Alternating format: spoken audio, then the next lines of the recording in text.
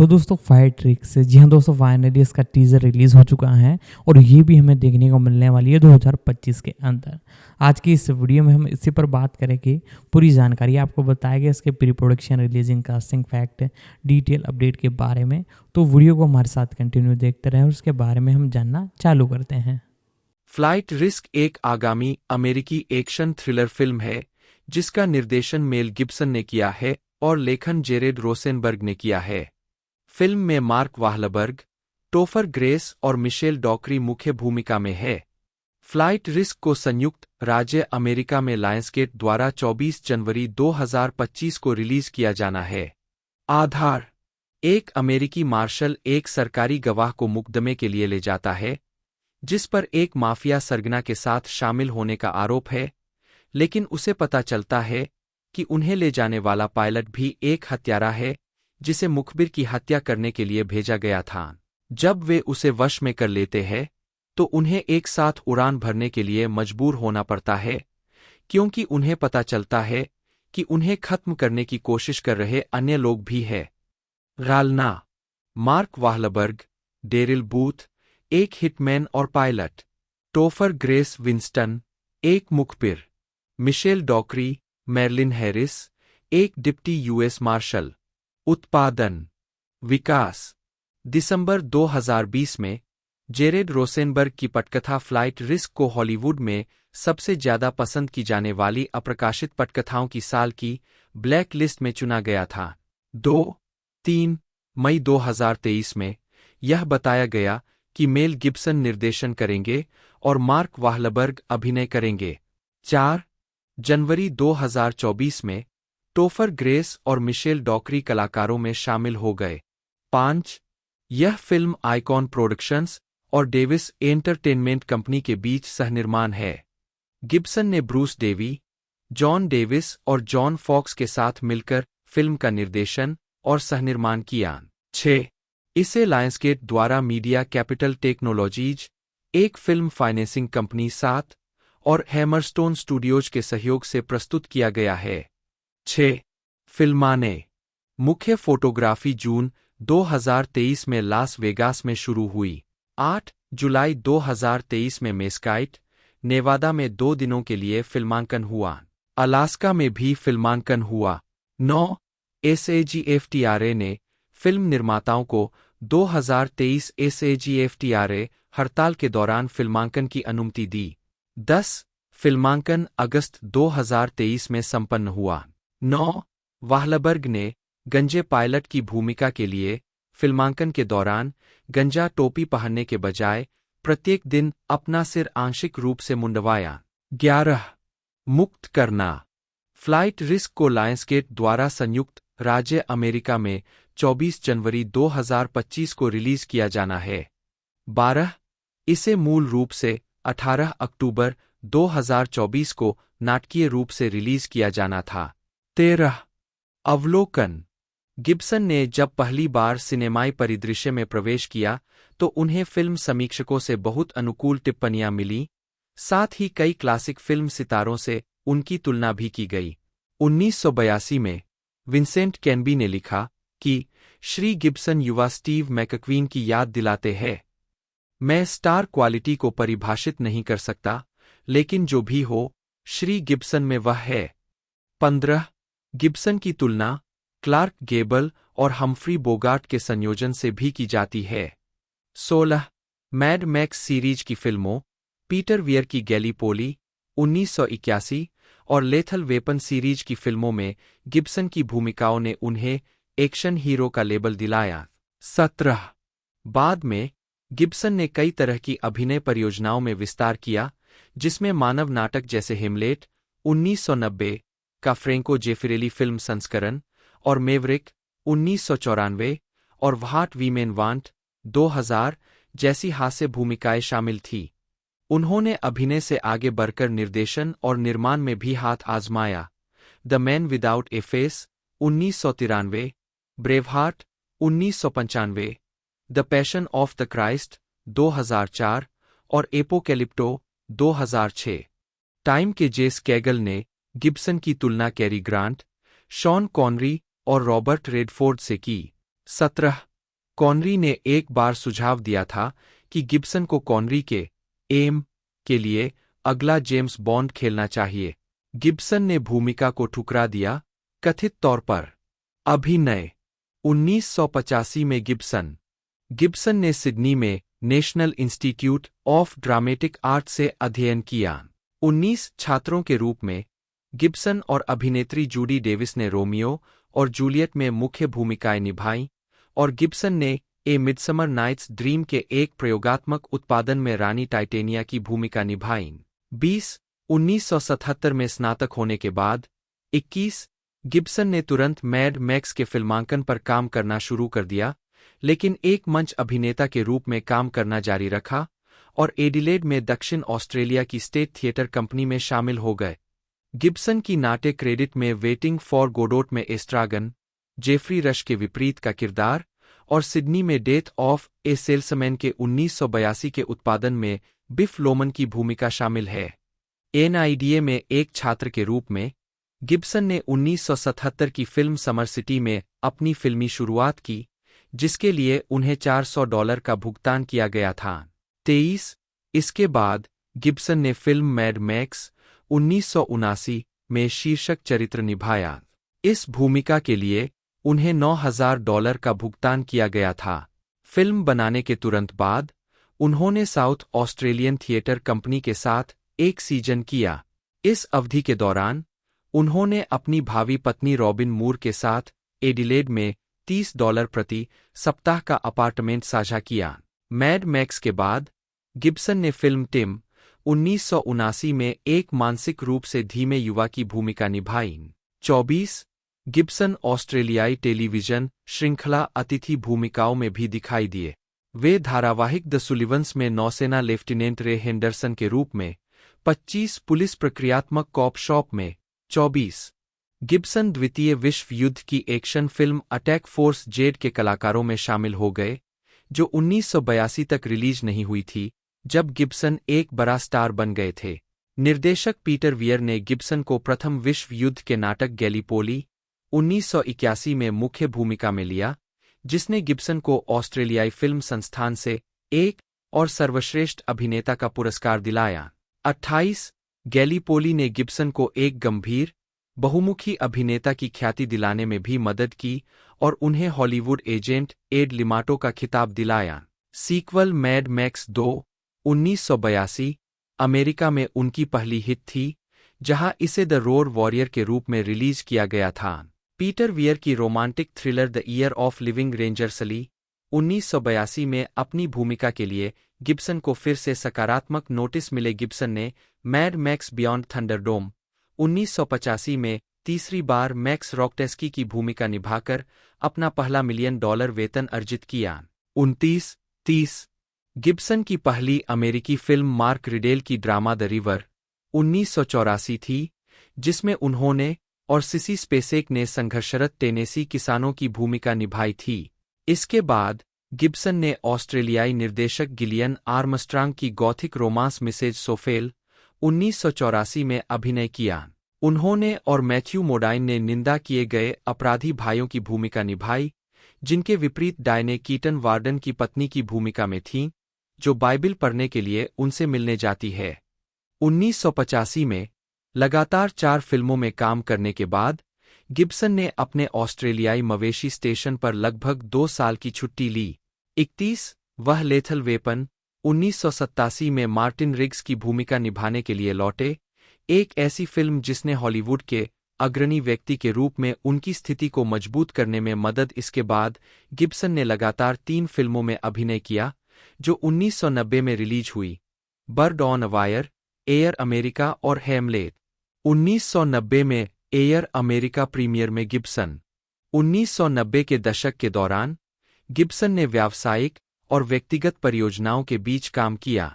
दशक के पहले भाग में उनकी फिल्में forever young, lethal weapon 3, Maverick और ब्रेवहार्ट थीं। इसके बाद उन्होंने ransom, conspiracy theory, lethal weapon 4 और पेबैक में अभिनय किया। गिब्सन ने डिज्नी की पोकाहोंटस में जॉन स्मिथ की बोलने और गाने वाली आवाज के रूप में भी काम किया। गिब्सन को द पैट्रियट 2000 में प्रदर्शित होने के लिए $25 मिलियन का रिकॉर्ड वेतन दिया गया था। 33 इसने $100 मिलियन से अधिक की कमाई की, जैसा कि उस वर्ष उनकी दो अन्य फिल्मों चिकन रन और व्हाट वीमेन वांट ने किया था। 17 2002 में गिब्सन वियतनाम युद्ध के नाटक वी वेयर सोल्जर्स और एम नाइट श्यामलन की साइंस में दिखाई दिए, जो गिब्सन के अभिनय करियर की सबसे अधिक कमाई करने वाली फिल्म बन गई। 34 कुछ विवादास्पद बयान देने के बाद गिब्सन की लोकप्रियता में गिरावट आई। मेल कोलंबसिल गेरार्ड गिब्सन, जन्म 3 जनवरी 1956, एक अमेरिकी अभिनेता और फिल्म निर्माता है। कई पुरस्कारों के प्राप्तकर्ता। उन्हें ऐतिहासिक फिल्मों के निर्देशन के साथ साथ उनकी एक्शन हीरो भूमिकाओं के लिए भी जाना जाता है, विशेष रूप से post apocalyptic series mad max 1979 से 1985 की पहली 3 फिल्मों में मैक्स रॉकटेस्की के रूप में उनकी ब्रेकआउट भूमिका और बड़ी कॉप सीरीज लेथल वेपन 1987 से 1998 में मार्टिन रिग्स के रूप में। न्यूयॉर्क के पीकस्किल में जन्मे गिब्सन 12 साल की उम्र में अपने माता-पिता के साथ सिडनी, ऑस्ट्रेलिया चले गए।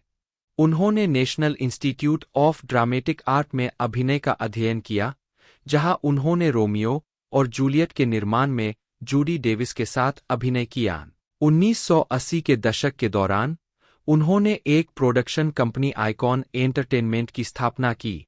निर्देशक पीटर वियर ने उन्हें प्रथम विश्व युद्ध के नाटक गैलीपोली 1981 में मुख्य भूमिका में लिया, जिसके लिए गिब्सन को ऑस्ट्रेलियाई फिल्म संस्थान से सर्वश्रेष्ठ अभिनेता का पुरस्कार मिला।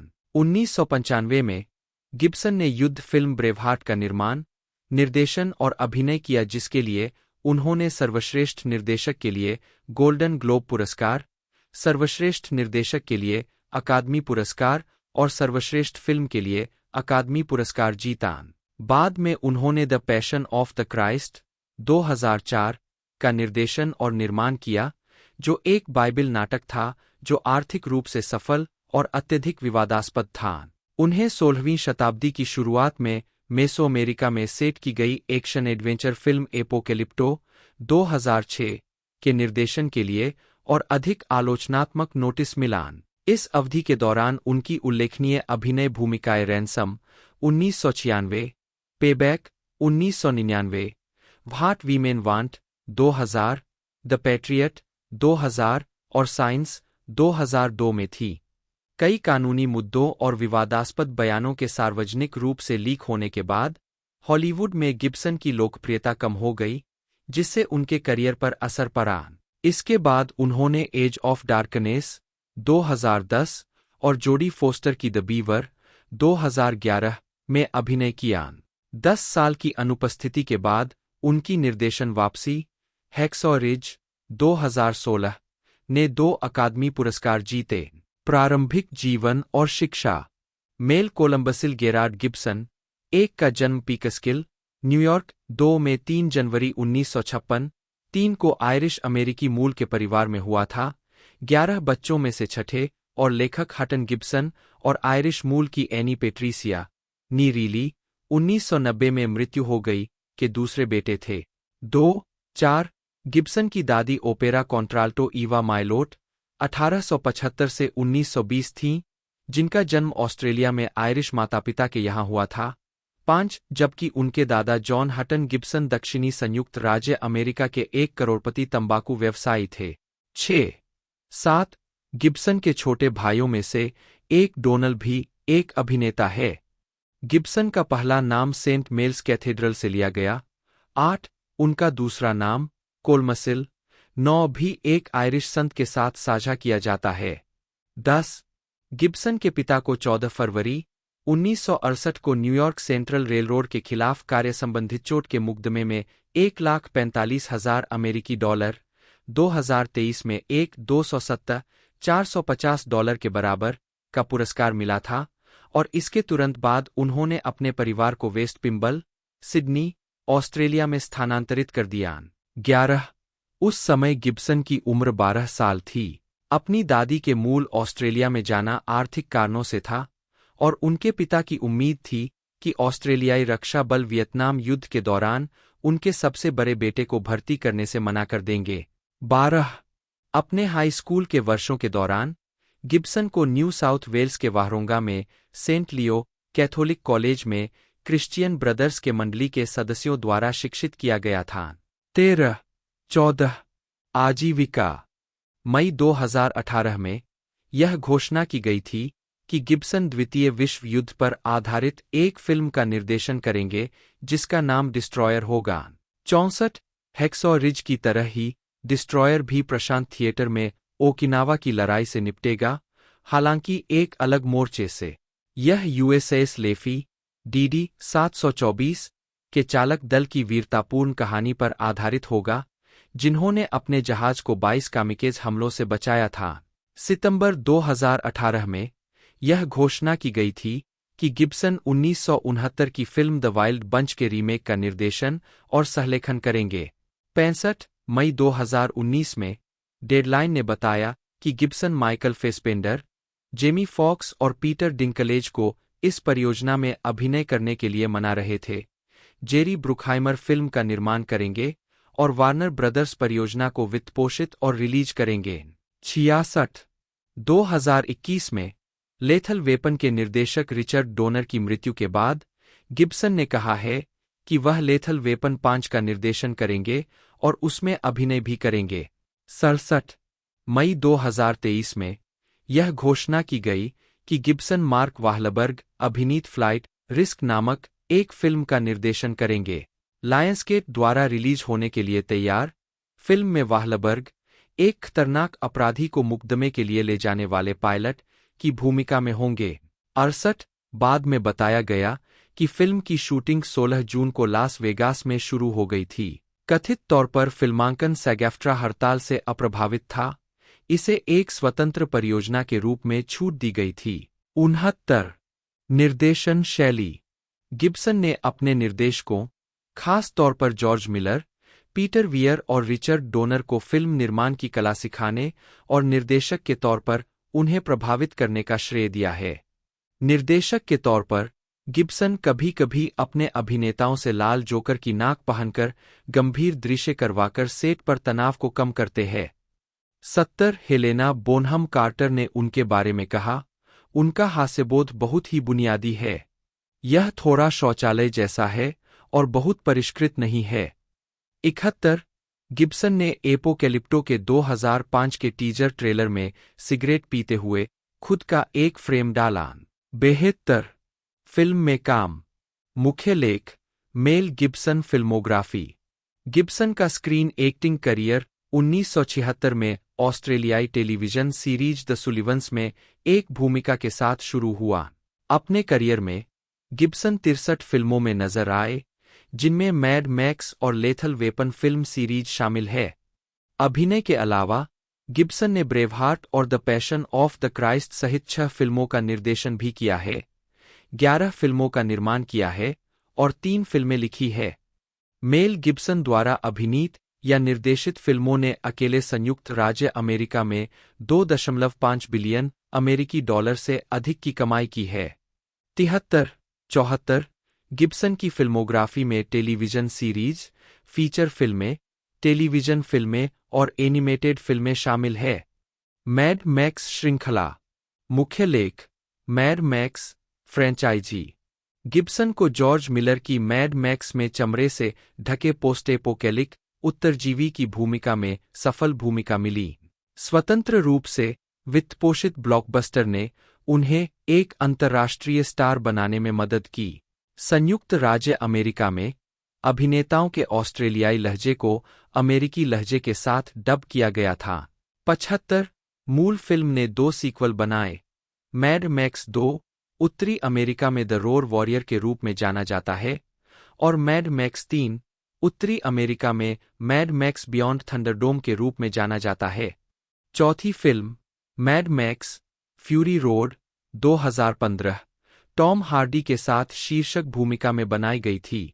76 गैलीपोली मुख्य लेख गैलीपोली 1981 फिल्म 1981 में पीटर वियर की फिल्म गैलीपोली ग्रामीण पश्चिमी ऑस्ट्रेलिया के युवा पुरुषों के एक समूह के बारे में है जो प्रथम विश्व युद्ध के दौरान ऑस्ट्रेलियाई इंपीरियल फोर्स में भर्ती होते हैं। उन्हें ओटोमन साम्राज्य पर आक्रमण करने के लिए भेजा जाता है, जहां वे 1915 के गैलीपोली अभियान में भाग लेते हैं। फिल्म के दौरान युवा पुरुष धीरे धीरे युद्ध के बारे में अपनी मासूमियत खो देते हैं।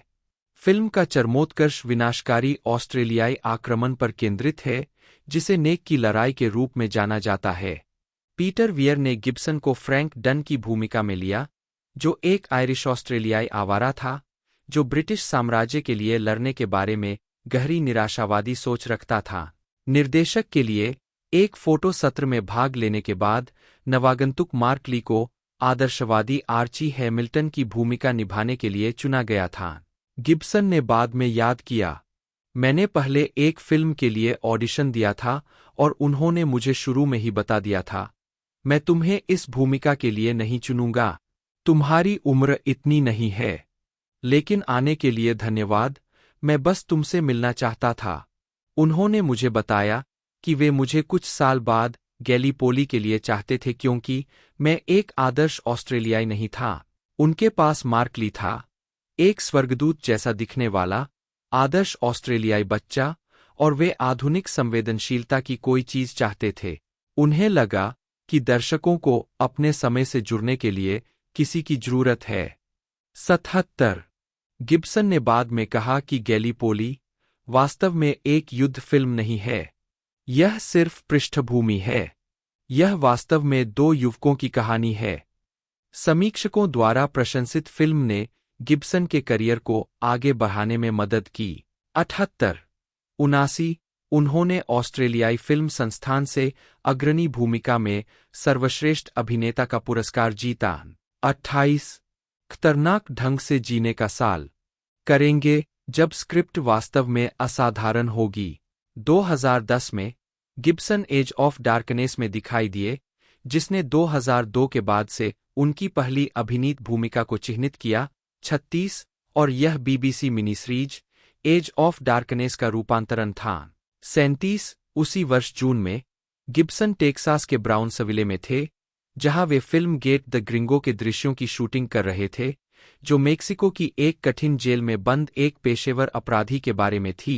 38 2010 में अपनी पूर्व प्रेमिका पर सार्वजनिक रूप से भड़कने के बाद गिब्सन को विलियम मॉरिस एंडेवर की प्रतिभा एजेंसी से हटा दिया गया था। 39 गिब्सन को द हैंगओवर पार्ट 2 में एक छोटी भूमिका के लिए चुना गया था, लेकिन कलाकारों और क्रू द्वारा उनकी भागीदारी पर आपत्ति जताए जाने के बाद उन्हें फिल्म से हटा दिया गया। 40 गिब्सन ने दो खलनायकों की भूमिका भी निभाई। 2013 में माचेटे किल्स में लूथर वॉज, डैनी ट्रेजो के साथ, और 2014 में द एक्सपेंडेबल्स 3 में कॉनराड स्टोनबैंक्स, सिल्वेस्टर स्टेलोन के साथ। 2014 में एक्सपेंडेबल्स के सहकलाकार सिल्वेस्टर स्टेलोन, पृष्ठभूमि के साथ गिब्सन 2018 में रिलीज हुई निर्देशक एस क्रेग झालर की पुलिस क्रूरता थीम वाली फिल्म ड्रैग्ड एक्रॉस कंक्रीट में मुख्य भूमिका में दिखाई दिए। 41 इसके बाद उन्होंने The Professor and the Madman में अभिनय किया। उन्होंने और निर्देशक दोनों ने फिल्म को अस्वीकार कर दिया। उत्पादन मुख्य लेख आइकॉन प्रोडक्शंस। हॉलीवुड में लेथल वेपन सीरीज की सफलता के बाद गिब्सन ने निर्माण और निर्देशन में कदम रखना शुरू कर दिया। साथ ही ब्रूस डेवी के साथ गिब्सन ने हेमलेट बनाने के लिए 1989 में आइकॉन प्रोडक्शंस का गठन किया। 42 1996 के अंत में न्यूजीलैंड के निर्माता टिमोथी व्हाइट फॉक्स और गिब्सन के बीच एक सहनिर्माण उद्यम के संस्थापक प्रमुख बन गए।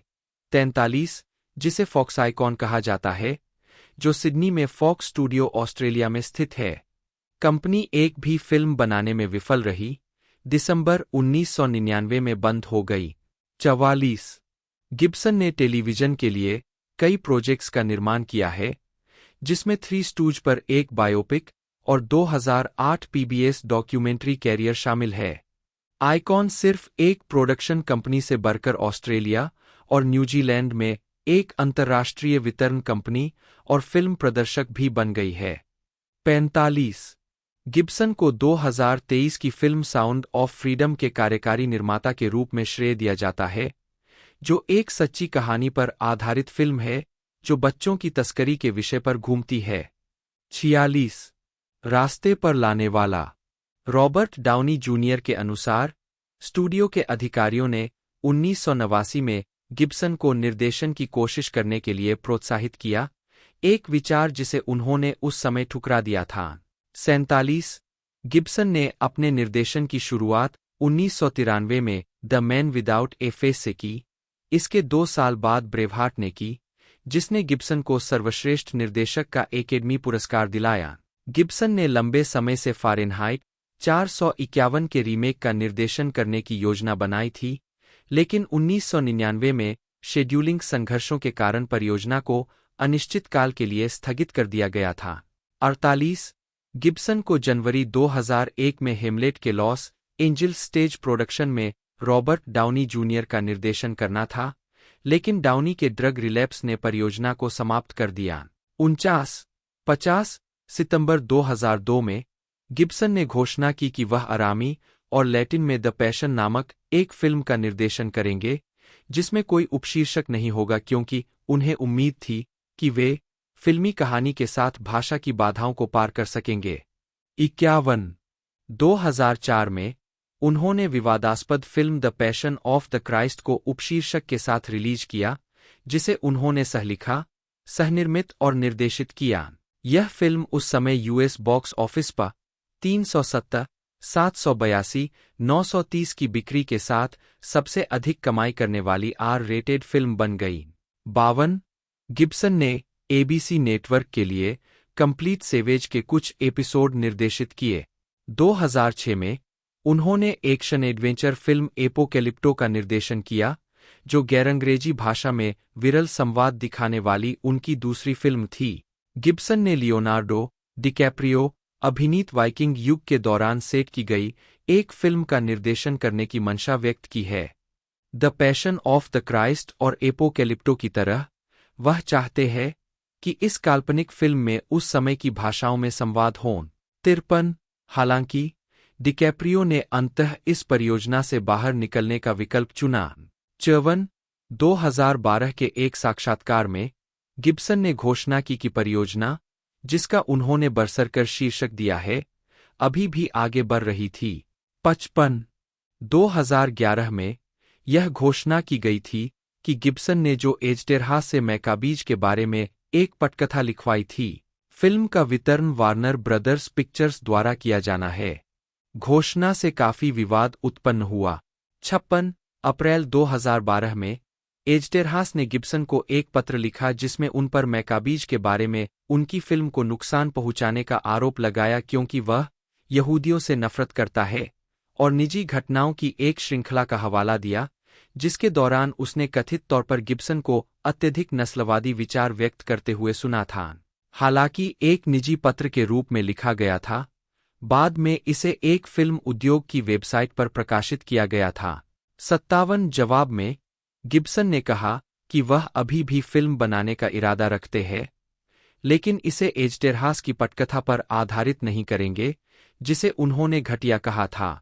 58 2012 के एक साक्षात्कार में गिब्सन ने बताया कि मैकाबीज फिल्म अभी भी तैयारी में थी।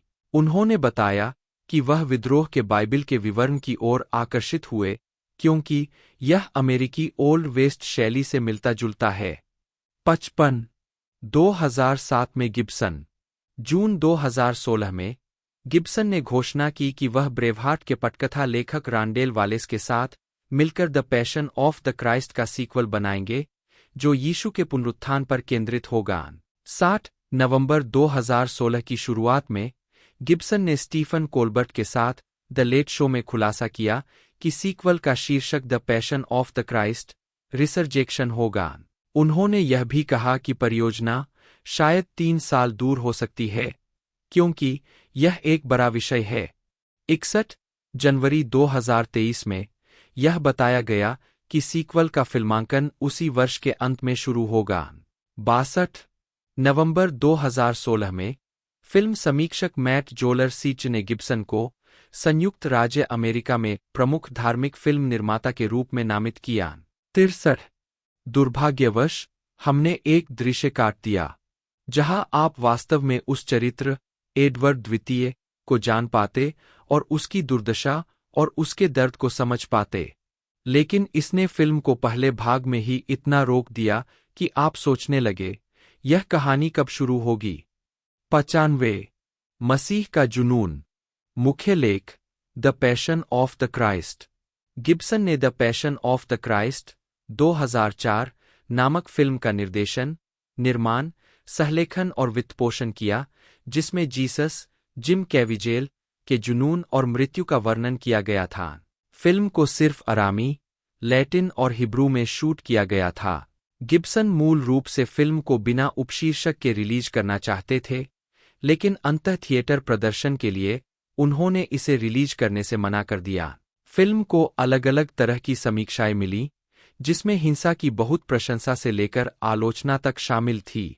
एंटी डिफेमेशन लीग ने गिब्सन पर फिल्म में कैफा और सैनहेड्रिन के अनाकर्षक चित्रण को लेकर यहूदी विरोधी होने का आरोप लगाया। द नेशन में समीक्षक कथा पोलिट ने लिखा, गिब्सन ने यहूदियों के चित्रण के लिए सम्मेलन के 1988 के मानदंड के लगभग हर नियम का उल्लंघन किया है। कोई खूनी यहूदी नहीं, कोई भील नहीं, यहूदियों के बारे में नकारात्मक रूढ़ियों को पुष्ट करने वाले शास्त्र का कोई उपयोग नहीं, आदि। पुजारियों की बड़ी नाक और कर्कश चेहरे, स्थूल शरीर, पीले दांत है। हेरोदेस एंटिपस और उसका दरबार तैलीय बालों वाले महाकाव्य विकृत लोगों का एक विचित्र संग्रह है। अच्छे यहूदी इतालवी फिल्म सितारों की तरह दिखते हैं। मैग्डलीन वास्तव में एक इतालवी फिल्म स्टार है। प्यारी मोनिका बेलुची। मैरी, जो लगभग 50 वर्ष की रही होगी और 70 की दिखाई देती थी, वह 35 वर्ष की लग सकती है। 96 गिब्सन का बचाव करने वालों में रूढ़िवादी यहूदी रब्बी डैनियल लैपिन और रेडियो व्यक्तित्व माइकल मेडवेड शामिल थे। 97 एडीएल के राष्ट्रीय निदेशक अब्राहम फॉक्समैन का जिक्र करते हुए रब्बी लैपिन ने कहा कि the passion of the Christ को यहूदी विरोधी कहकर वह यह कह रहे हैं कि ईसाइयों के लिए फॉक्समैन के प्रकोप से बचने का एकमात्र तरीका अपने स्वयं के विश्वास को अस्वीकार करना है। 97 द ग्लोब एंड मेल के साथ एक साक्षात्कार में गिब्सन ने कहा, यदि किसी ने यहूदियों या किसी और के प्रति क्रूरता को तर्कसंगत बनाने के लिए सुसमाचार के अंशों को विकृत किया है, तो यह बार बार पोप की निंदा की अवहेलना है। पोपसी ने किसी भी रूप में नस्लवाद की निंदा की है।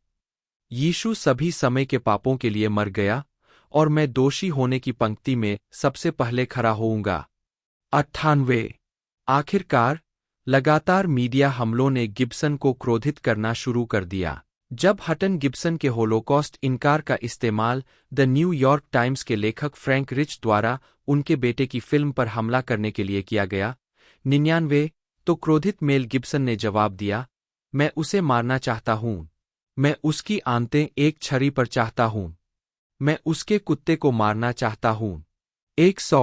101 गिब्सन की परंपरावादी कैथोलिक परवरिश भी आलोचना का लक्ष्य थी। 2006 में डायने सॉयर के साथ एक साक्षात्कार में गिब्सन ने कहा कि उन्हें लगता है कि उनके मानव अधिकारों का उल्लंघन उनके व्यक्तित्व, उनके परिवार और उनकी धार्मिक मान्यताओं पर अक्सर किए जाने वाले तीखे हमलों से हुआ, जो द पैशन द्वारा भड़काए गए थे। 102 फिल्म ने दुनिया भर में यूएस 611, 899, 420 और अकेले अमेरिका में 370, 782, 930 की कमाई की। 103 गिब्सन अभिनीत किसी भी मोशन पिक्चर को पीछे छोड़ दिया। 104 अमेरिकी बॉक्स ऑफिस पर यह इतिहास में 7वीं सबसे ज्यादा कमाई करने वाली उस समय की फिल्म बन गई। 105 और सभी समय की सबसे ज्यादा कमाई करने वाली आर-रेटेड फिल्म बन गई। 106 फिल्म को 3 अकादमी पुरस्कारों के लिए नामांकित किया गया था। 107 और पसंदीदा ड्रामेटिक मोशन पिक्चर के लिए पीपुल्स चॉइस अवार्ड जीता। 108 एपोकैलिप्टो। मुख्य लेख एपोकैलिप्टो। गिब्सन को 2006 की एक्शन एडवेंचर फिल्म एपोकैलिप्टो के निर्देशन के लिए आलोचकों की और प्रशंसा मिली। 109 गिब्सन का चौथा निर्देशन प्रयास 16वीं शताब्दी की शुरुआत में मेसोअमेरिका में माया सभ्यता के अशांत अंत समय के खिलाफ सेट है। विरल संवाद मूल अमेरिकी वंश के कलाकारों द्वारा युकाटेक माया भाषा में बोले गए हैं। 110 111 गिब्सन ने खुद कहा है कि यह फिल्म महान सभ्यताओं और उनके पतन और विघटन के कारणों के बारे में जानबूझकर बात करने का एक प्रयास है। गिब्सन ने कहा, लोग सोचते हैं कि आधुनिक मनुष्य इतना प्रबुद्ध है, लेकिन हम उन्हीं शक्तियों के प्रति संवेदनशील हैं और हम भी उसी तरह की वीरता और उत्कृष्टता के लिए सक्षम है। 112 113 इस विषय को विल डुरंट के एक उद्धरण द्वारा और अधिक गहराई से समझा जाता है, जिसे फिल्म की शुरुआत में ही जोड़ दिया गया है। एक महान सभ्यता को तब तक बाहर से नहीं जीता जा सकता जब तक कि वह खुद को भीतर से नष्ट न कर ले। बीवर 2011 के कान फिल्म महोत्सव में द बीवर के प्रीमियर पर जोडी फोस्टर के साथ गिब्सन ने द बीवर में अभिनय किया, जो पूर्व मेवरिक कोस्टार जोडी फोस्टर द्वारा निर्देशित एक उदास शराबी के बारे में एक घरेलू नाटक था। 114 द बीवर का प्रीमियर 16 मार्च 2011 को ऑस्टिन, टेक्सास में साउथ बाय साउथवेस्ट फेस्टिवल में हुआ। 22 सिनेमाघरों में शुरुआती सप्ताहांत को फ्लॉप माना गया। इसने $1,04,000 कमाए, जो प्रति थिएटर औसत $4,745 के बराबर है। 115 फिल्म के वितरक समिट एंटरटेनमेंट ने मूल रूप से 20 मई के सप्ताहांत के लिए द बीवर की एक व्यापक रिलीज की योजना बनाई थी, लेकिन फिल्म के शुरुआती बॉक्स ऑफिस रिटर्न के बाद कंपनी ने रास्ता बदल दिया और इसके बजाय फिल्म को सीमित 8 हाउस रन देने का फैसला किया। 116 द न्यूयॉर्क टाइम्स के माइकल सिपली ने 5 जून 2011 117 निर्देशक जोडी फोस्टर ने कहा कि फिल्म ने अमेरिकी दर्शकों के साथ अच्छा प्रदर्शन नहीं किया क्योंकि यह एक ड्रामाडी थी और अक्सर अमेरिकी इससे सहज नहीं होते हैं। 118 गिब्सन ने क्रिस्टोफर कोच के इसी नाम के उपन्यास पर आधारित पीटर वियर की 1982 की film the year of living dangerously में सिगॉर्नी वीवर और लिंडा हंट के साथ एक भोली लेकिन महत्वाकांक्षी पत्रकार की भूमिका निभाई। यह फिल्म आलोचनात्मक और व्यावसायिक दोनों तरह से सफल रही और उभरते ऑस्ट्रेलियाई अभिनेता को MGM स्टूडियो द्वारा खूब प्रचारित किया गया। फिल्म की अपनी समीक्षा में द न्यूयॉर्क टाइम्स के विंसेंट कैनबी ने लिखा, अगर यह फिल्म मिस्टर गिब्सन को एक अंतर्राष्ट्रीय स्टार नहीं बनाती है, तो कुछ भी नहीं बना पाएगा। उनके पास आवश्यक प्रतिभा और स्क्रीन उपस्थिति दोनों है। 80 द डेली टेलीग्राफ के जॉन हिस्कॉक के अनुसार, फिल्म ने वास्तव में गिब्सन को एक अंतर्राष्ट्रीय प्रतिभा के रूप में स्थापित किया। 81 गिब्सन शुरू में गाई हैमिल्टन की भूमिका स्वीकार करने के लिए अनिच्छुक थे। मैंने अपनी भूमिका को एक बड़ी चुनौती के रूप में नहीं देखा। मेरा चरित्र, जैसा कि फिल्म में दिखाया गया है, एक कठपुतली था और मैंने उसे स्वीकार कर लिया। यह कोई स्टार वाली बात नहीं थी, भले ही उन्होंने इसे इस तरह से विज्ञापित किया हो। 82 गिब्सन ने अपने और गाय के चरित्र के बीच कुछ समानताएं देखीं। वह चालाक शैतान नहीं है, वह अपरिपक्व है और उसमें कुछ खुरदरेपन है, और मुझे लगता है कि आप मेरे लिए भी यही कह सकते हैं। 16 इनाम मुख्य लेख द बाउंटी 1984 फिल्म। गिब्सन ने एरोल फ्लिन, क्लार्क गेबल और मार्लन ब्रैंडो के नक्शेकदम पर चलते हुए बाउंटी पर विद्रोह की सिनेमाई पुनर्कथन में फ्लेचर क्रिश्चियन के रूप में अभिनय किया। परिणामस्वरूप 1984 की फिल्म द बाउंटी को सबसे ऐतिहासिक रूप से सटीक संस्करण माना जाता है। हालांकि गिब्सन ने यह विश्वास व्यक्त किया है कि फिल्म का संशोधनवाद काफी दूर तक नहीं गया। उन्होंने कहा है कि उनके चरित्र को फिल्म के प्रतिपक्षी के रूप में चित्रित किया जाना चाहिए था। उन्होंने लेफ्टिनेंट विलियम ब्ली के रूप में एंथनी हॉपकिंस के प्रदर्शन की प्रशंसा की है और इसे फिल्म का सबसे अच्छा पहलू बताया है। 82 घातक हथियार श्रृंखला मुख्य लेख लेथल वेपन फिल्म श्रृंखला। गिब्सन लोकप्रिय action comedy film series lethal weapon के साथ अधिक मुख्यधारा के व्यावसायिक फिल्म निर्माण में चले गए, जो 1987 की मूल फिल्म से शुरू हुई थी। फिल्मों में उन्होंने लैप्ड जासूस मार्टिन रिग्स की भूमिका निभाई, जो हाल ही में विधुर हुए वियतनाम के एक वयोवृद्ध व्यक्ति थे, जिनकी मृत्यु की इच्छा थी और हिंसा और बंदूक चलाने का शौक था। फिल्मों में उन्हें रोजर मुर्टो, डैनी ग्लोवर नामक एक आरक्षित पारिवारिक व्यक्ति के साथ जोड़ा गया है और दूसरी फिल्म से उनके साथ लियो गेट्स, जो पेस्की नामक एक अतिस्क्रिय मुखबिर भी शामिल हो गया है। लेथल वेपन की सफलता के बाद निर्देशक रिचर्ड डोनर और प्रमुख कलाकारों ने 3 sequel, lethal weapon 2, 1989, lethal weapon 3, 1993 और लेथल वेपन 4, 1998 में पात्रों को फिर से दिखाया। फिल्म श्रृंखला को बाद में एक टेलीविजन रूपांतरण के साथ पुनः शुरू किया गया, जो फॉक्स पर 3 सीजन तक प्रसारित हुआ। 15 नवंबर 2021 को गिब्सन ने पुष्टि की कि वह निर्देशक रिचर्ड डोनर की मृत्यु के बाद 5वीं लेथल वेपन फिल्म का निर्देशन करेंगे। वह व्यक्ति जिसने सभी लेथल फिल्मों का निर्देशन किया, रिचर्ड डोनर, वह एक बड़ा आदमी था। वह पटकथा विकसित कर रहा था और वह इसमें काफी आगे बढ़ गया था, और उसने मुझसे एक दिन कहा, सुनो बच्चे, अगर मैं मर भी जाऊं तो तुम यह करोगे। और मैंने कहा, चुप रहो। लेकिन वास्तव में उनकी मृत्यु हो गई। लेकिन उन्होंने मुझे इसे करने के लिए कहा था और उस समय मैंने कुछ नहीं कहा।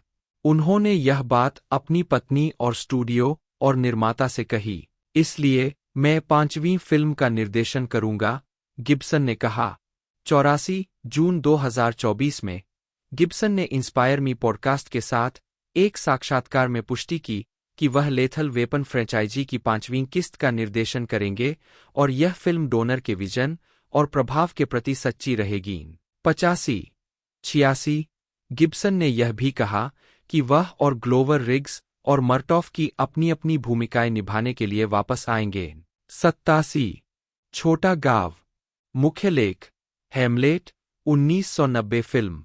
गिब्सन ने फ्रैंको जेफ्रेली के हेमलेट में विलियम शेक्सपियर के डेनिश राजकुमार की भूमिका निभाते हुए एक्शन से क्लासिकल ड्रामा में असामान्य बदलाव किया। गिब्सन को अनुभवी शेक्सपियरियन अभिनेताओं इयान होल्म, एलन बेट्स और पॉल स्कोफील्ड के साथ कास्ट किया गया था। उन्होंने स्कोफील्ड के साथ काम करने की तुलना माइक टायसन के साथ रिंग में फेंके जाने से की। 88 स्कोफील्ड ने गिब्सन के बारे में कहा, वह उस तरह का अभिनेता नहीं है जिसके बारे में आप सोचते हैं कि वह एक आदर्श हेमलेट बन सकता है, लेकिन उसके पास बहुत ईमानदारी और बुद्धिमत्ता थी। 89 बहादुर, मुख्य लेख, ब्रेवहार्ट। ब्रेवहार्ट के सेट पर गिब्सन, दाए। 1995 में गिब्सन ने ब्रेवहार्ट का निर्देशन, निर्माण और अभिनय किया, जो स्कॉटिश राष्ट्रवादी सर विलियम वालेस की जीवनी पर आधारित फिल्म थी, जिसे 1305 में इंग्लैंड के राजा एडवर्ड आई के खिलाफ उच्च राजद्रोह के लिए मार दिया गया था। गिब्सन को अपने दूसरे निर्देशन प्रयास के लिए 2 अकादमी पुरस्कार, सर्वश्रेष्ठ निर्देशक और सर्वश्रेष्ठ चित्र मिले। सर्वश्रेष्ठ निर्देशक के लिए अकादमी पुरस्कार जीतने के साथ गिब्सन ऐसा करने वाले केवल 6ठे अभिनेता फिल्म निर्माता बन गए।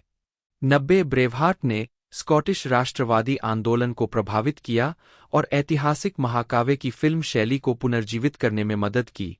स्टर्लिंग ब्रिज की लड़ाई के दृश्य को आलोचकों द्वारा अब तक के सर्वश्रेष्ठ निर्देशित युद्ध दृश्यों में से एक माना जाता है। 91 फिल्म में प्रिंस ऑफ वेल्स को एक स्त्रीलिंग समलैंगिक के रूप में चित्रित करने के कारण gay and lesbian alliance against defamation, GLAAD, ने फिल्म पर हमला किया, जो विशेष रूप से उस दृश्य से क्रोधित था जिसमें किंग एडवर्ड आई अपने बेटे के पुरुष प्रेमी को महल की खिड़की से बाहर फेंककर उसकी हत्या कर देता है। 92 गिब्सन, जिनके बारे में पहले भी कई समलैंगिकता विरोधी बयान दिए गए थे, 93 ने अब जवाब दिया, यह तथ्य कि किंग एडवर्ड ने इस चरित्र को खिड़की से बाहर फेंक दिया, उसका समलैंगिक होने से कोई लेना देना नहीं है। वह अपने बेटे के लिए, हर किसी के लिए भयानक है। 92 गिब्सन ने दावा किया कि कि राजा एडवर्ड आई ने अपने बेटे की प्रेमिका को इसलिए मारा क्योंकि राजा एक मनोरोगी था। 94 गिब्सन ने इस बात पर भी आश्चर्य व्यक्त किया कि कुछ फिल्म देखने वालों ने इस हत्या पर हंसा। 28 अप्रैल 2009 को गिब्सन ने ग्रिगोरिएवा के साथ रेड कार्पेट पर उपस्थिति दर्ज कराई। इससे पहले उनका अभिनेता टिमोथी डाल्टन से एक बेटा था, 148, और उन्होंने 30 अक्टूबर 2009 को गिब्सन की बेटी लूसिया को जन्म दिया। 149, 150, 151 अप्रैल 2010 तक गिब्सन और ग्रिगोरिएवा अलग हो गए थे।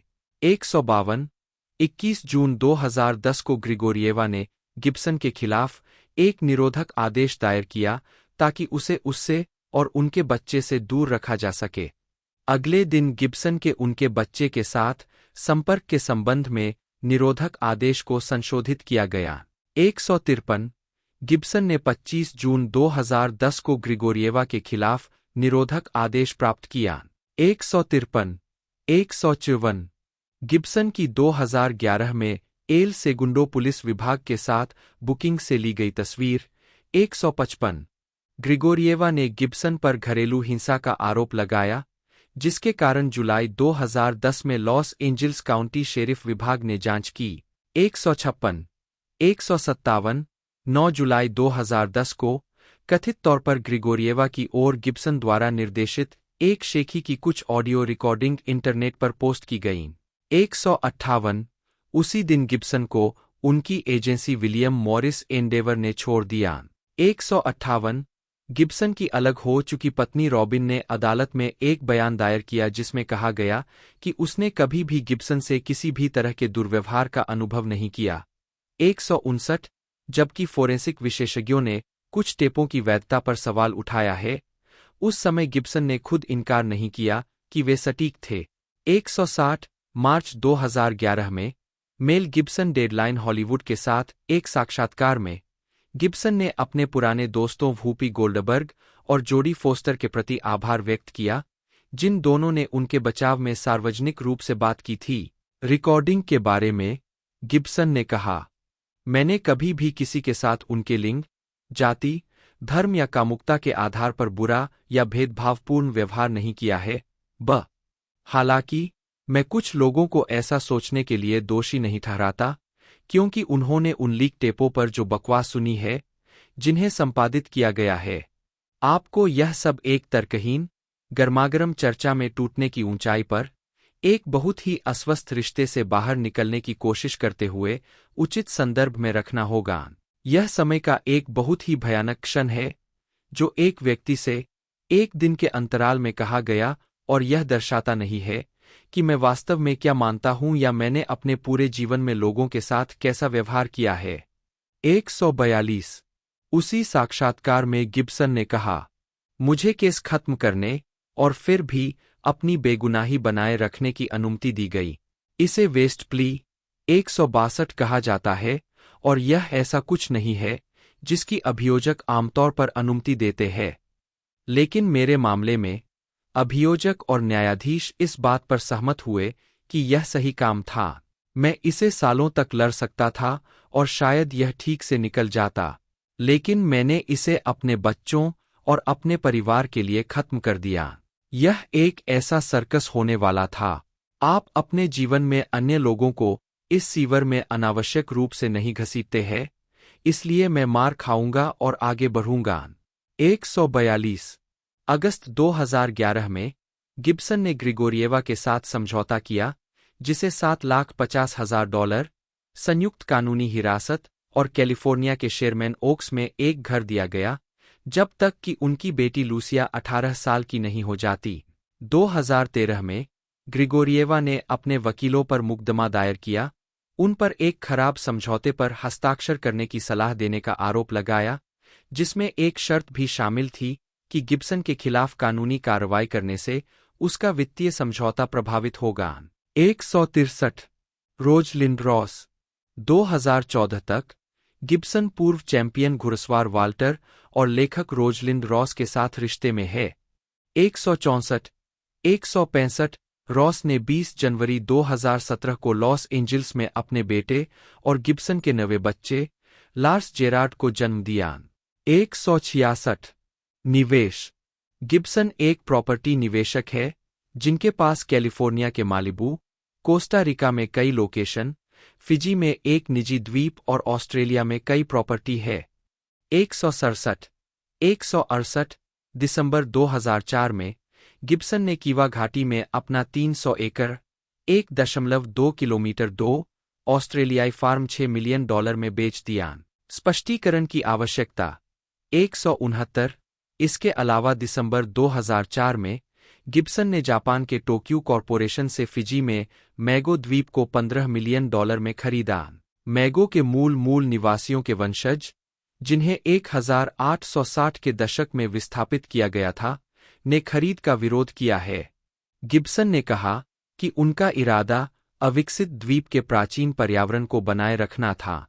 170 2005 की शुरुआत में उन्होंने अपने 45,000 एकड़ 180 किलोमीटर 2 मोंटाना खेत को एक पड़ोसी को बेच दिया। 171 अप्रैल 2007 में उन्होंने कोस्टा रिका में 400 एकड़ 1.6 किलोमीटर 2 खेत को $26 मिलियन में खरीदा और जुलाई 2007 में उन्होंने कनेक्टिकट में अपने 76 एकड़ 31 हेक्टेयर ट्यूडर एस्टेट, जिसे उन्होंने 1994 में $9 मिलियन में खरीदा था, को एक अनाम खरीदार को $40 मिलियन में बेच दिया। 172 उसी महीने उन्होंने मालिबू की एक संपत्ति $30 मिलियन में बेची, जिसे उन्होंने 2 साल पहले $24 मिलियन में खरीदा था। 173 2008 में उन्होंने अभिनेता डेविड डचोवनी और टिया लियोनी का मालिबू घर खरीदा। 174 2009 में उन्होंने लॉस एंजिल्स के शेरमैन ओक्स में एक घर खरीदा, जिसे 2006 में आर्किटेक्ट फ्रैंक लॉयड राइट से प्रेरित डिजाइन के अनुसार बनाया गया था। उन्होंने संपत्ति के लिए $2.4 मिलियन का भुगतान किया, जिसे उन्होंने एक ट्रस्ट के तहत खरीदा, जिसमें उनकी प्रोडक्शन कंपनी आइकॉन प्रोडक्शंस के सीईओ विकी लिन क्रिस्टियनसन ट्रस्टी थे। उन्होंने फरवरी में घाटे में संपत्ति $2.1 मिलियन में बेच दी। 175 जर्सी लीक्स। इसके रिलीज से पहले अधिकांश कवरेज नायक के मुद्दों और मेल गिब्सन की अपनी अच्छी तरह से प्रचारित व्यक्तिगत और कानूनी समस्याओं, देखें शराब का दुरुपयोग और कानूनी मुद्दे, के बीच अपरिहार्य संबंध पर केंद्रित था, जिसमें उनकी पूर्व प्रेमिका की पिटाई का दोष भी शामिल था। 119 टाइम पत्रिका ने लिखा, द बीवर एक गंभीर, दुखद घरेलू नाटक है जिसमें एक शराबी को गंभीर संकट में दिखाया गया है। गिब्सन की सच्ची जीवन कहानी को स्क्रीन पर जो कुछ भी हो रहा है उससे अलग करना मुश्किल है। 120 हैक्सॉ रिज।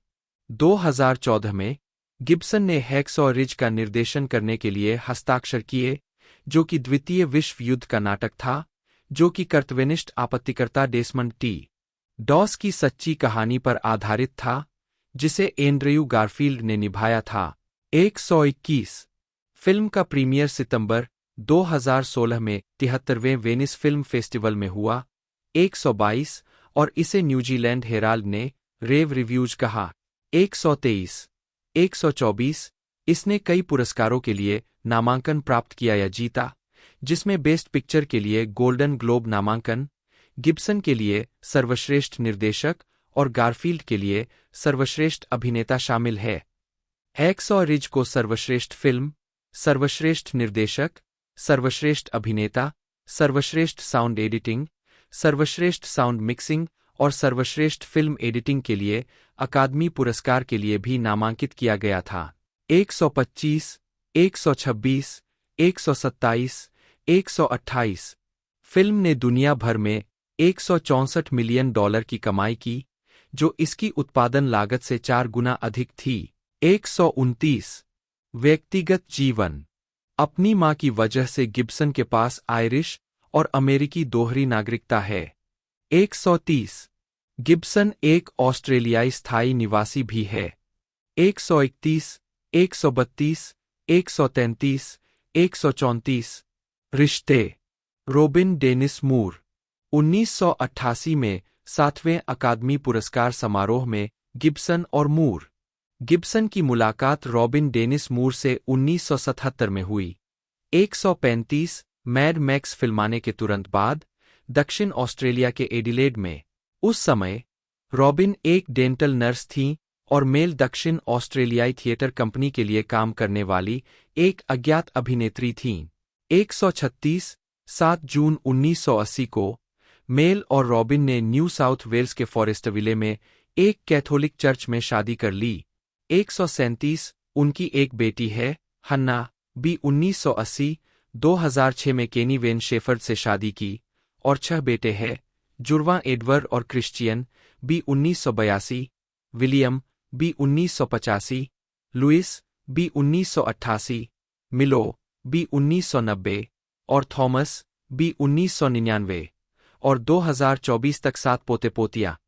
138 139 शादी के 26 साल बाद गिब्सन और रॉबिन 29 जुलाई 2006 को अलग हो गए।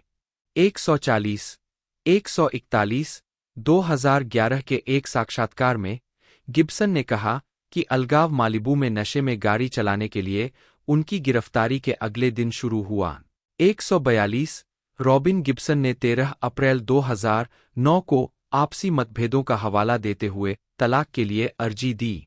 एक संयुक्त बयान में गिब्सन ने घोषणा की, हमारी शादी और अलगाव के दौरान हमने हमेशा अपने परिवार की गोपनीयता और अखंडता को बनाए रखने का प्रयास किया है और ऐसा करना जारी रखेंगे।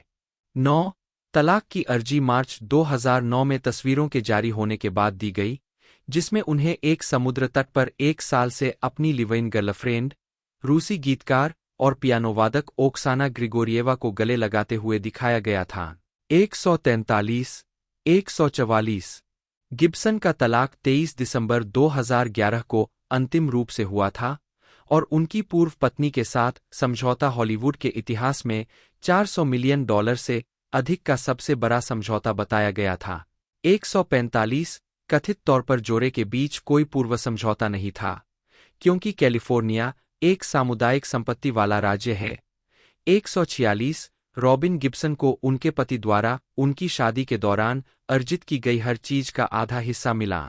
145 ओक्साना ग्रिगोरिएवा 2010 में एक साक्षात्कार में ग्रिगोरिएवा ने कहा कि जब गिब्सन ने पहली बार उसे प्रपोज करना शुरू किया तो वह हैरान रह गई और उसने केवल तभी उसकी पेशकश स्वीकार की जब उसे पता चला कि अभिनेता निर्देशक और उसकी पत्नी 18 महीने से अधिक समय से अलग रह रहे थे।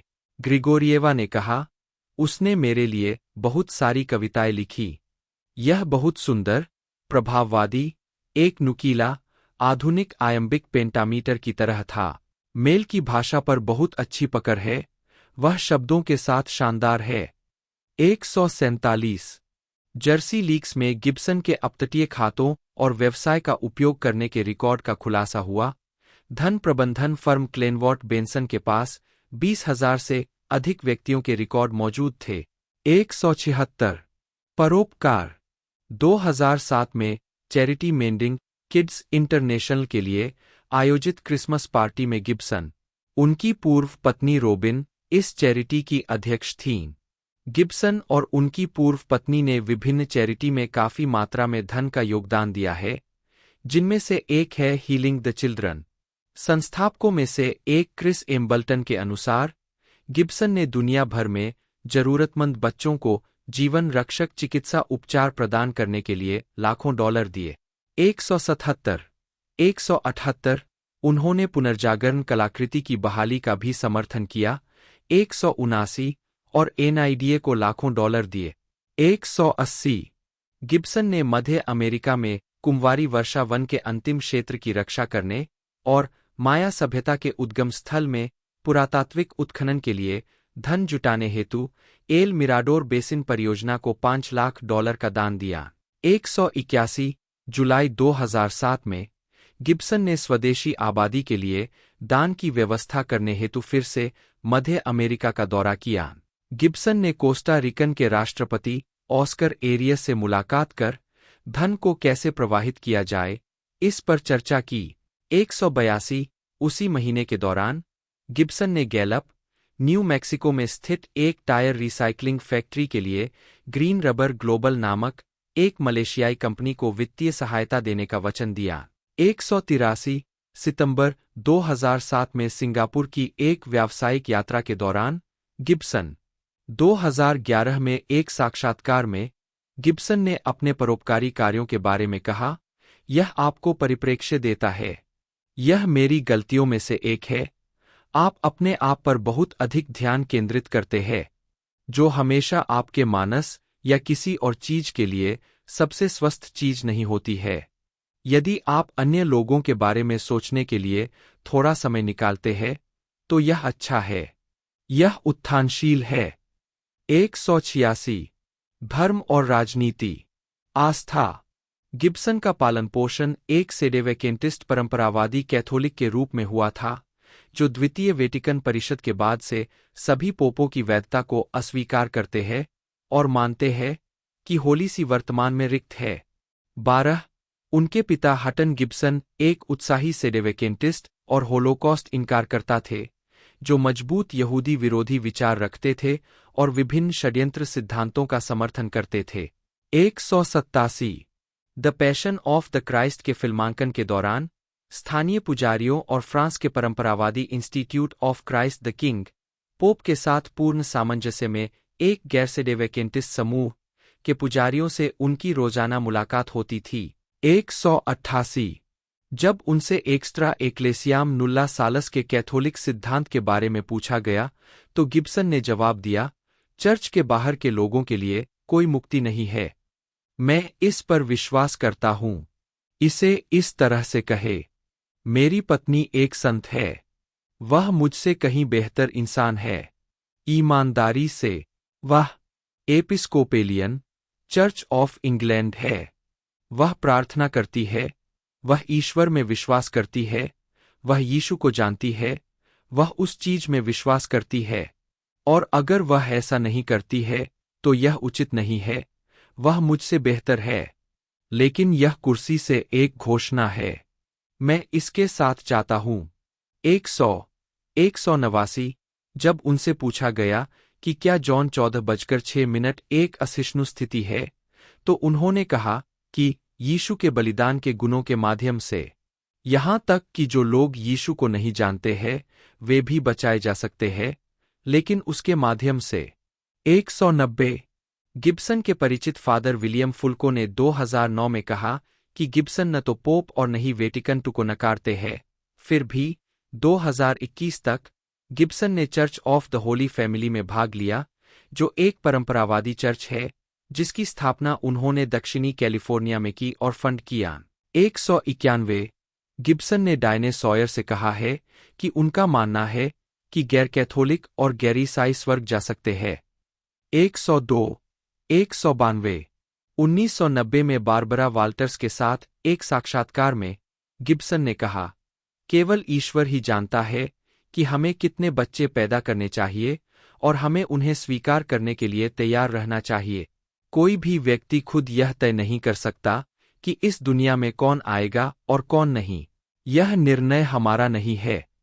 193 6 जुलाई 2024 को इतालवी परंपरावादी कैथोलिक लेखक एल्डो मारिया वल्ली द्वारा अपनी वेबसाइट पर प्रकाशित एक पत्र में गिब्सन ने हाल ही में बहिष्कृत इतालवी आर्कबिशप कार्लो मारिया विगानो के प्रति अपना पूर्ण समर्थन व्यक्त किया, जिनकी उन्होंने एक आधुनिक युग के एथनासियस के रूप में प्रशंसा की।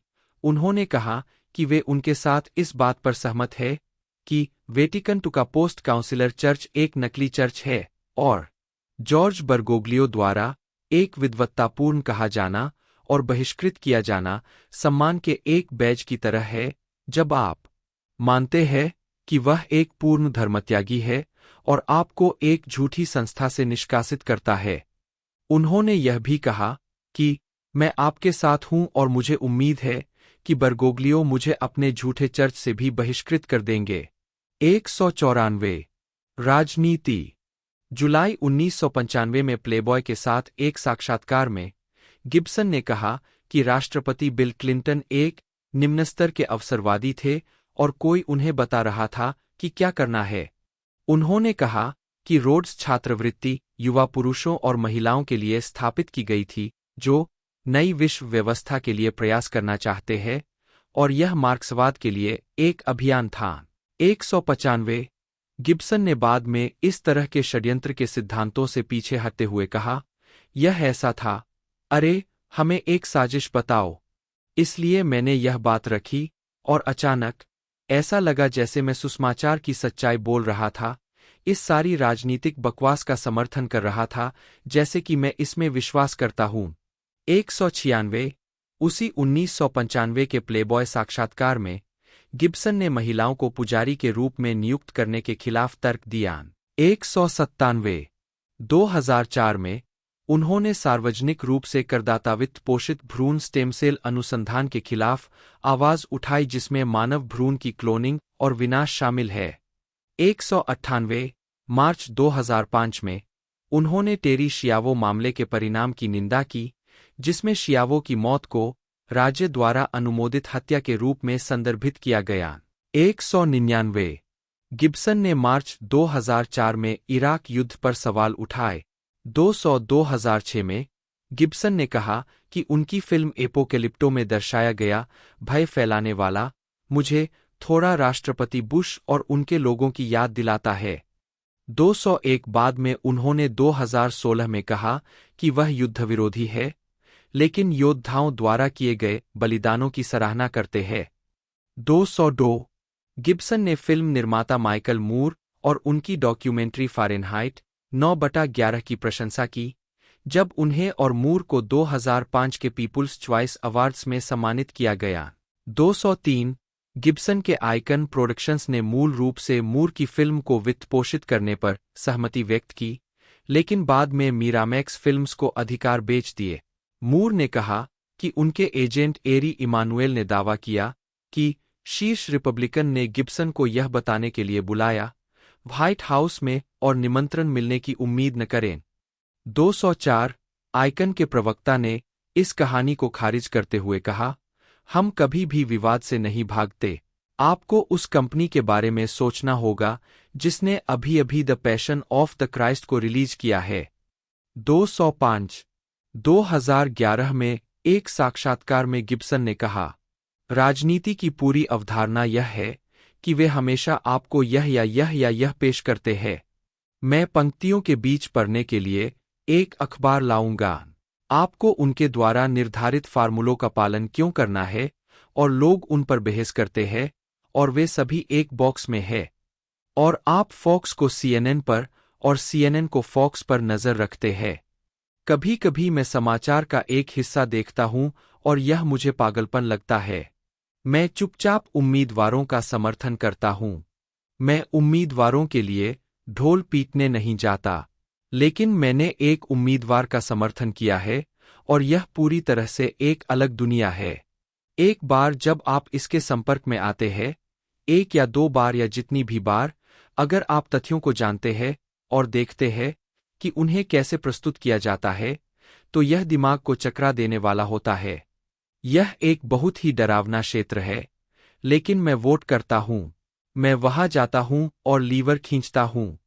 यह लीवर खींचने और अपने नीचे से जाल का दरवाजा गिरते हुए देखने जैसा है। हमें इनमें से किसी पर भी भरोसा क्यों करना चाहिए? उनमें से कोई भी कभी भी कुछ भी नहीं करता है। यह हमेशा निराशाजनक होता है। 142 गिब्सन ने 2016 में जॉर्ज रामोस के साथ एक साक्षात्कार में खुलासा किया कि उन्होंने 2016 के संयुक्त राज्य अमेरिका के राष्ट्रपति चुनाव में न तो डोनाल्ड ट्रंप और न ही हिलेरी क्लिंटन को वोट दिया था। 206 जुलाई 2021 में गिब्सन को UFC 264 में भाग लेने के दौरान ट्रंप को सलामी देते हुए रिकॉर्ड किया गया था, जो इंटरनेट पर वायरल हो गया था। 207 208 209 अक्टूबर 2020 में गिब्सन ने दूसरे नागोर्नो-कराबाख युद्ध के संबंध में एक बयान जारी किया और अर्मेनियाई लोगों के साथ एकजुटता व्यक्त की। 210 गिब्सन ने 2024 के संयुक्त राज्य अमेरिका के राष्ट्रपति चुनाव में ट्रंप का समर्थन किया और कहा कि कमला हैरिस के पास बार की चौकी की IQ थी। 211 16 जनवरी 2025 को राष्ट्रपति चुनाव डोनाल्ड ट्रंप द्वारा यह घोषणा की गई कि गिब्सन हॉलीवुड के 3 विशेष राजदूतों में से एक के रूप में एक नई भूमिका में काम करेंगे, साथ ही अभिनेताओं जॉन वोइट और सिल्वेस्टर स्टेलोन के साथ भूमिका साझा करेंगे। ट्रंप ने कहा कि वह चाहते हैं कि ये अभिनेता विदेशी देशों से खोए हुए व्यवसाय को वापस लाकर हॉलीवुड को पहले से कहीं अधिक मजबूत बनाएं। 212 ट्रंप ने कहा कि तीनों उनकी आंखें और कान होंगे और वह उनके सुझावों पर अमल करेंगे, लेकिन उनके कर्तव्यों को निर्दिष्ट नहीं किया गया। 213 शराब का दुरुपयोग और कानूनी मुद्दे। गिब्सन ने कहा है कि उन्होंने 13 साल की उम्र में शराब पीना शुरू कर दिया था। 214 2002 में national institute of dramatic art की उनकी पूर्व सहयोगी सैली मैकेंजी द्वारा बनाई गई documentary acting class of 1977.com के लिए दिए गए एक साक्षात्कार में गिब्सन ने कहा, मेरे पास वास्तव में अच्छे उतार चढ़ाव थे, लेकिन कुछ बहुत ही बुरे भी थे। 215 1984 में शराब के नशे में टोरंटो में एक कार को पीछे से टक्कर मारने के बाद गिब्सन को कनाडा के ओंटारियो में 3 महीने के लिए गाड़ी चलाने पर प्रतिबंध लगा दिया गया था। 216 ठीक होने के लिए वह 1 साल से अधिक समय के लिए अपने ऑस्ट्रेलियाई खेत में चले गए, लेकिन उन्होंने शराब पीने से संघर्ष करना जारी रखा। इस समस्या के बावजूद गिब्सन ने हॉलीवुड में व्यावसायिकता और समय की पाबंदी के लिए ऐसी प्रतिष्ठा हासिल की कि अक्सर सहयोगी रिचर्ड डोनर हैरान रह गए जब गिब्सन ने बताया कि वह नाश्ते में 5 पिंट बियर पी रहे थे। 102 2003 और 2004 में चिंतन करते हुए गिब्सन ने कहा कि अपने मध्य 30 के दशक में निराशा ने उन्हें आत्महत्या पर विचार करने के लिए प्रेरित किया और उन्होंने अपने घावों को ठीक करने के लिए क्राइस्ट के पैशन पर ध्यान लगाया। 102 189 217 उन्होंने 1991 में अभिनय से अधिक समय के लिए ब्रेक लिया और पेशेवर मदद मांगी। 218 उस वर्ष गिब्सन के वकील संडे मिरर को गिब्सन द्वारा एए बैठकों में साझा की गई बातों को प्रकाशित करने से रोकने में असफल रहे। 219 1992 में गिब्सन ने हॉलीवुड के रिकवरी सेंटर को वित्तीय सहायता प्रदान की और कहा, शराब की लत एक ऐसी चीज है जो मेरे परिवार में चलती है। यह ऐसी चीज है जो मेरे बहुत करीब है। लोग इससे वापस आते हैं और यह एक चमत्कार है। 220 दोस्तों इसकी जो रिलीजिंग डेट है वो बहुत जल्द एक तरह से देखने को मिलने वाली है। ये हमें 24 जनवरी, जी हाँ दोस्तों, आने वाली 24 जनवरी 2025 को ही हमें सिनेमाघरों में देखने को मिल जाएगी। 91 मिनट टोटल इसकी लेंथ है। बाकी ये हमें एक तरह से OTT प्लेटफॉर्म पर भी देखने को मिलेगी। जब ये रिलीज़ होती है उसके बाद डिसाइड किया जाएगा कि कौन से OTT प्लेटफॉर्म पर ये आती है। बाकी मैं आपको सारी कुछ इन्फॉर्मेशन बताता रहता हूँ हमारे इस चैनल के माध्यम से, तो चैनल को ज़रूर से सब्सक्राइब कर लीजिएगा। आज की इस वीडियो में दोस्तों इतना ही, मिलते हैं अगले वीडियो में।